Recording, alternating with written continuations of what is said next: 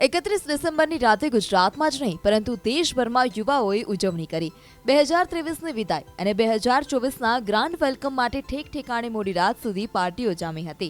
તો ક્યાંક ને ક્યાંક મહેફિલોની પણ લિજ્જત યુવા પેઢીએ માણી હતી ત્યારે મહેસાણાના બે યુવાનોએ નવા વર્ષની ગ્રાન્ડ વેલકમ કંઈક અલગ રીતે જ કરી અને સૌને ચોંકાવી દીધા।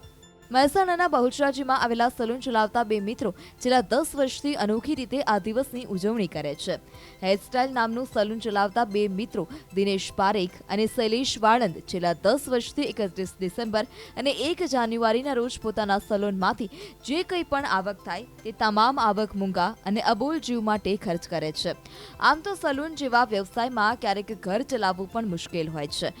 પરંતુ આ બંને મિત્રોની દરિયાદિલી સમાજને ઉત્તમ ઉદાહરણ પૂરું પાડે છે।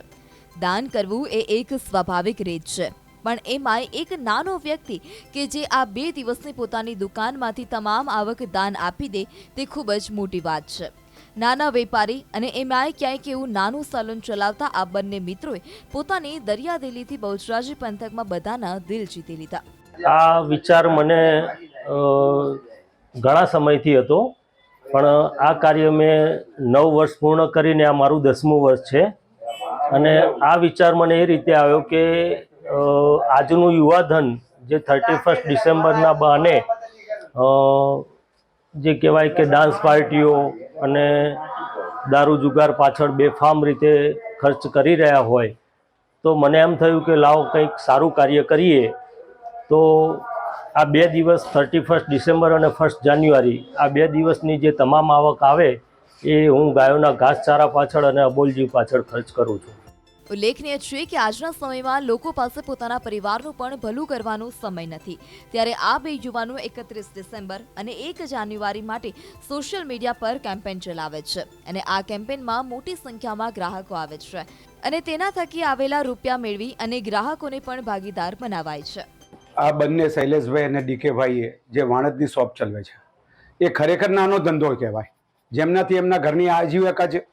ચાલે, તેમ છતાં પણ એમને એ આજીવિકામાંથી પણ બચત કરીને 31 તારીખ પછી જે આપણે કહીએ છીએ કે અબોલ જીવના માટે એમના પોતાના ધંધામાંથી નાની બચત કાઢી અને અબોલ જીવ પાછળ વાપરે છે, એ આ પ્રેરણાદાયક એમનું કાર્ય છે। આ પ્રેરણાદાયક કાર્ય જોઈને જે આજના યુવાનો પોતાના જુગાર, દારૂ કે અન્ય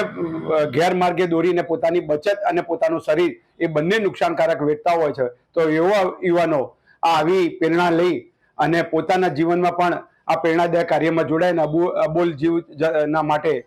સહયોગી બને।